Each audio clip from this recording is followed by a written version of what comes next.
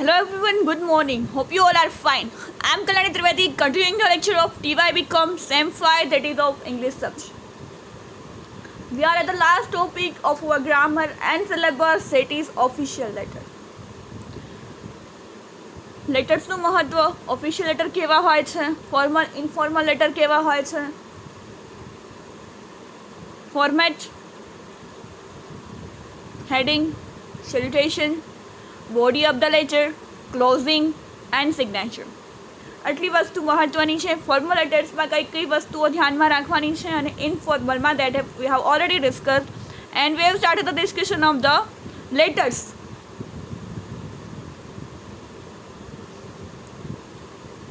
અલગ અલગ પ્રકારના કેવા ઓફિશિયલ લેટર્સ પૂછાય છે અને આપણે લખવાના છે. કયા ટોપિકો કઈ માહિતી લખવાની છે that we are learning. જે દબાણ હટાવવાનું કામ કર્યું છે એ સરસ કર્યું છે, એના પત્ર આપણે જોયો.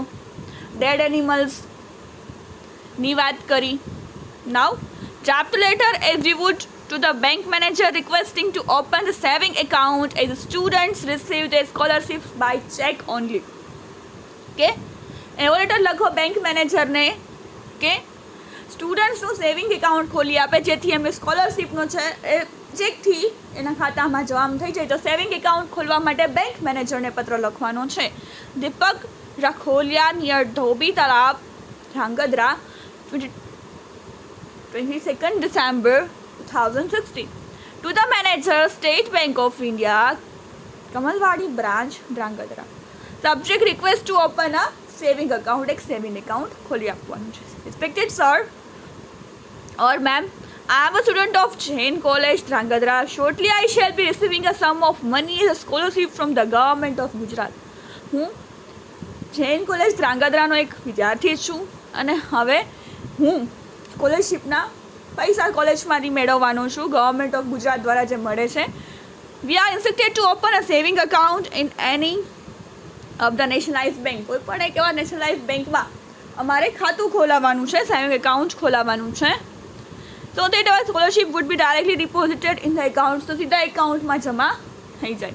Therefore I request you to open my saving account in your reputed bank. હું તમને વિનંતી કરું છું કે મારું એક સેવિંગ એકાઉન્ટ એ બેંકમાં ખોલી આપ. I have enclosed a letter of recommendation from our principal. પ્રિન્સિપાલની ભલામણનો પત્ર પણ તમારી સાથે હું મોકલું છું. આની સાથે I will provide other necessary documents if needed. કોઈ બી ડોક્યુમેન્ટ જરૂર પડશે હું એની સાથે મોકલી આપીશ. Hope I shall get your response very soon in this matter. આ બાબતે હું તમારા રિપ્લાયની, તમારા જે તમે વળતો જવાબ આપશો એની હું રાહ જોઈશ. થેન્ક યુ, આભાર.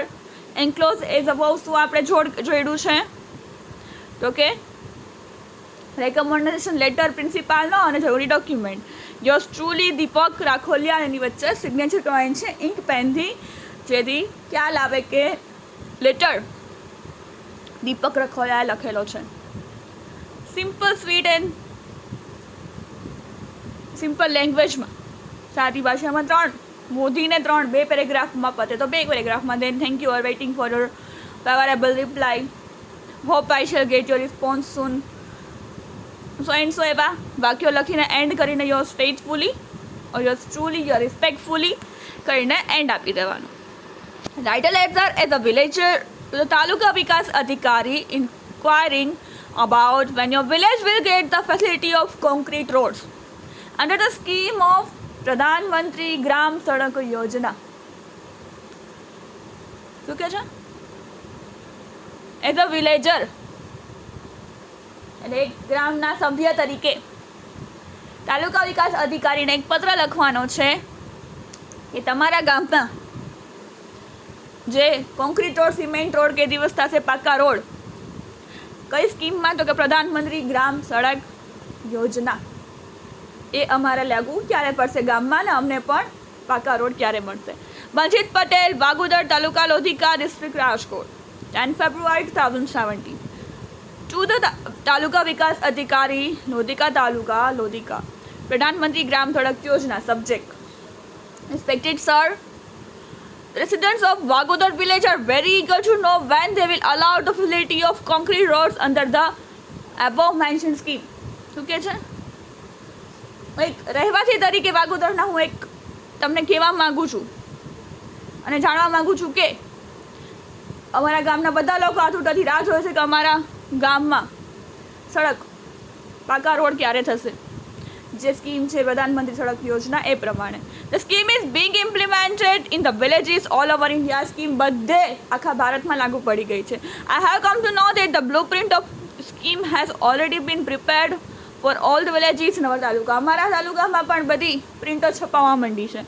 And phase wise every village will be covered under the scheme. અને આ બધા ગામો આ સ્કીમમાં અંદર આવરાઈ જશે, લેવાઈ જશે, એનું અંદર ઇન્ક્લુડ કરી લેશે એ લોકો અને એના બધા ગામોની જે સડક છે પાકી થઈ જશે.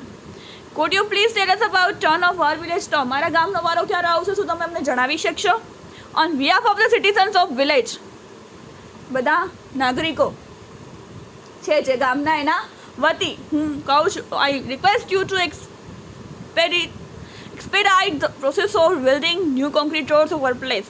તમને રિક્વેસ્ટ કરું છું, વિનંતી કરું છું કે અમારા રોડ પણ અમારા ગામમાં રોડ બનાવવાની પ્રક્રિયા ચાલુ કરો. On the location May I propose that the roads work be inaugurated by the Dalit girl of our village. અને શું હું એવું કહી શકું કે અમારા આ રોડનું ઇનોગ્રેશન જે ભૂમિપૂજન ને એ બધું થાય જ્યારે પ્રથમ શરૂઆત એ એક દલિત ગર્લ દ્વારા શું થઈ શકશે? Hope you will consider my proposal and so do something to carry out the long pending work of humanitarian service. આશા રાખું છું કે તમે મારી આ વિનંતીને ધ્યાનમાં રાખશો અને જે આ કામ છે પેન્ડિંગ પડેલું છે ગ્રામ સડક યોજના હેઠળ અમારા ગામમાં પણ સરસ મજાની પાકી સડક બનાવવાનું કામ અને એક આ સરસ મજાનું માનવતાનું કાર્ય કરશો. હું આશા રાખું છું. એન્ટિસિપેટિંગ યોર ઓલી રિપ્લાય આઈ રિમાઇન્ડ. આશા રાખું છું કે તમે મને ઝડપથી જ આનો જવાબ આપશો. યોર્સ ફેithfully મંજીત પટેલ. અલગ અલગ પ્રકારના સમસ્યાઓ વિશે કે આભાર માટે કે રિક્વેસ્ટ માટે કંઈક જાણવા માટે કંઈક જણાવવા માટેના જે લેટર્સ પૂછાશે આ રીતે અને આપણે આ રીતેના જવાબ 2 થી 3 પેરેગ્રાફમાં લખવાના છે. This is all about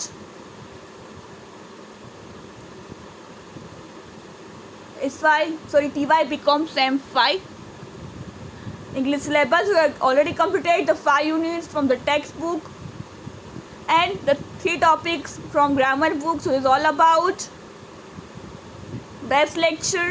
I am ending this lecture. Thank you. Have a nice day.